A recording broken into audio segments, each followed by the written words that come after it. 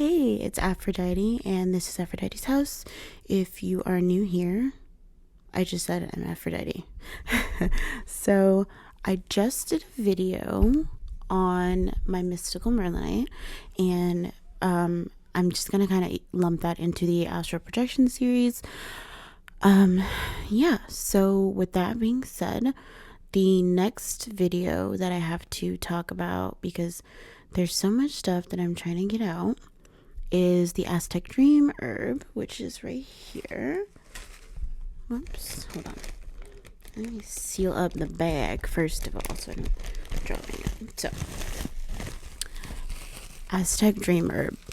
This right here. This stuff. So the way it was explained to me when I bought it is that shamans would use it to help induce shamanic dreams or prophetic dreams, spirit journeys, and I thought, wow, that sounds like exactly what I need right now. So for those of you who don't know, I already get prophetic dreams through I already have the ability to obtain prophetic dreams. I have them quite often. However, I was quite curious about how this was going to induce a more soul-searching prophetic dream, or what the experience was going to be like for me, being someone who's already super intuitive. So the way that you can go about this is drinking it or smoking it. I will say that my first night with it, I drank it. It's very bitter. It reminds me of when you go to the apothecary and you ask them for any sort of like liver cleanse or parasite cleanse. Very earthy and bitter. I'm not sure how to counteract that. Quite frankly, I wasn't too concerned with counteracting the taste. I was more concerned with, what the overall results were going to yield. And how I was going to feel. So I let the tea, I steeped it, I let it cool, and then I drank it. That night I had some pretty unsettling dreams. I wouldn't necessarily say they were prophetic dreams, but they were some deep dive dreams. They were some things that I definitely didn't think about. Some things that I needed to work on, especially with the full moon in Cancer and cycles coming to an end, especially karmic cycles and old ways of patterns and thinkings and things like that. It was definitely important that I got these messages, because I had no idea that I was still carrying a lot of stuff from a previous relationship into my new stuff, and I had no idea that the root of that had to do with my issues with my father. So if you could imagine, it was like my father, then the guy who I don't talk about because fuck that guy, and then and that it was kind of just showing me how I had allowed small things to still kind of stick around. So there was a lot of work to be done there. I woke up, I was very distraught, I was very upset because the things I saw were really triggering. And I entered what I like to call my own shadow period, because I had a lot of, when you have stuff like that, first you have to decipher the dream and figure out what's going on, talk to your spirit guides, get confirmation. So it was a lot of, you expect the worst because you've dealt with the worst and you've been handed the worst, and when things go right, you're kind of waiting for the other shoe to drop. Here's why. The relationship that you had with your father was X, Y, and Z, and then it related to this relationship, which was X, Y, and Z, and the reason why it's correlating with what's happening now is because this person has the same exact zodiac sign as the person you're with now.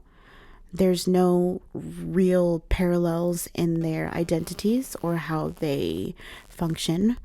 They don't think the same, they don't act the same. It's nothing like that. It's more like understand that when you were with this person, they felt the need to always be right. They felt the need to always do this, always do that, talk over you, make you feel small, make you feel like you didn't know what you were talking about, even though you're the oracle, right? You're the intuitive one. You're the one who sees things and knows things before they happen, and you allowed someone to put you in a box and make you feel as though you didn't know what the hell you were talking about.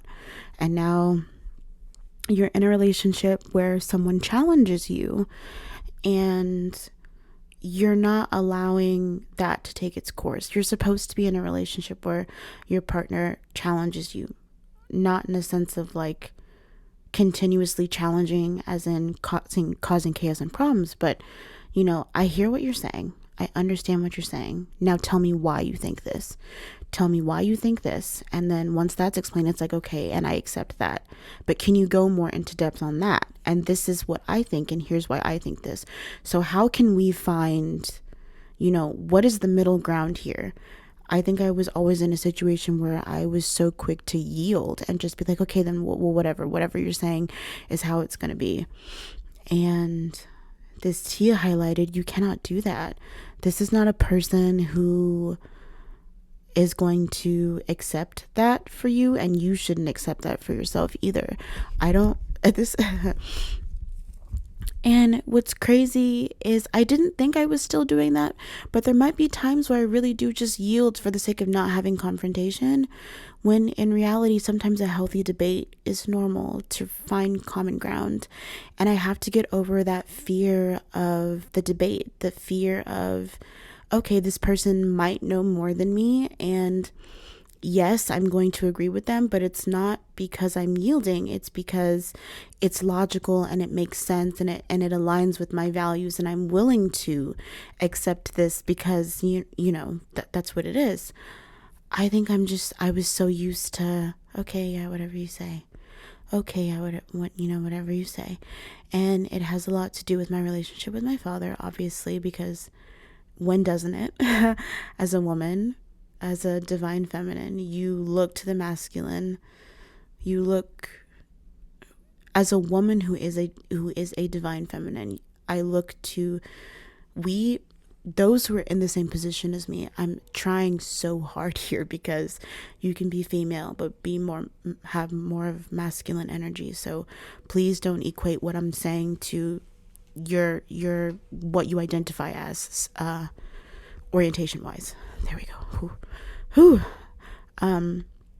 But me as a female who is also mostly in my divine feminine energy and is also a mutable sign, who is heavy on the water in her chart, so very emotional, very compassionate, very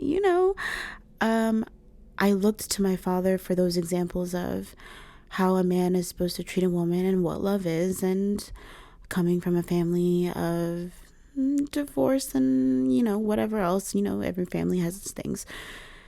I don't think I got enough of that, and so it made it really easy for me to fall into the trap of just do whatever the man that I'm with is telling me to do, or agree with what he's telling me is the reality of the situation. And I worked really hard to climb out of that, but healing is a lifelong journey, and sometimes you realize that what you thought was healed wasn't completely healed, and you still have a ways to go. And I think it was really upsetting for me because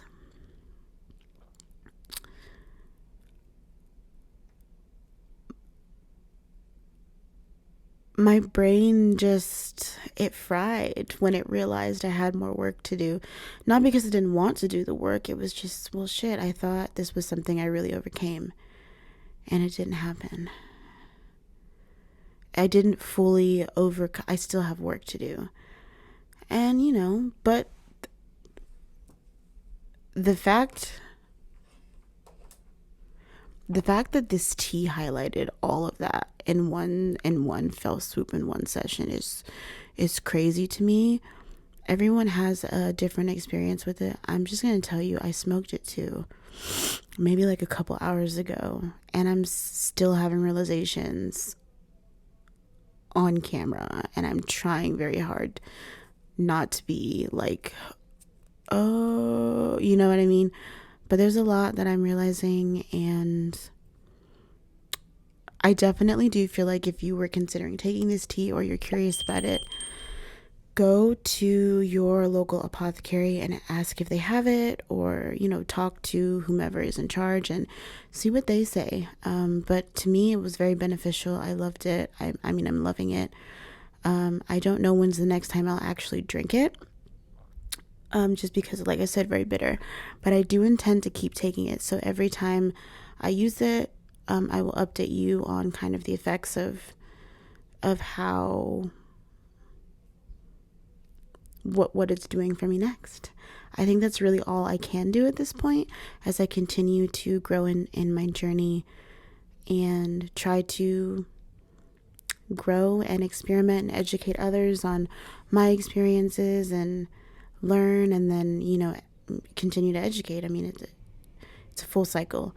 I learn, I educate, I learn, I educate, people educate me. It's a beautiful cycle. But this was one of those beautiful, beautiful experiences that I would highly, highly, highly recommend. It was it for me, you know? So, yeah, that's what I've got for you on this video. These videos are relatively short. They're just update videos. So, yeah. Like I said, if you like the content and you like what I'm sharing and what I'm talking about, feel free to like, share, and subscribe so that I know that you like my work and I can keep posting. I feel really highly motivated when we talk about these things and you show interest and you show, you know, that you like my work. The motivation, it feels good. It feels good. It lets me know that I'm on the right path. So that's all I've got for you for right now. I'm gonna get off camera and hydrate and then move on to recording the next video. But yeah, I hope I see you in the next one. I hope you stay happy and healthy, and yeah, I'll see you in the next one. Bye.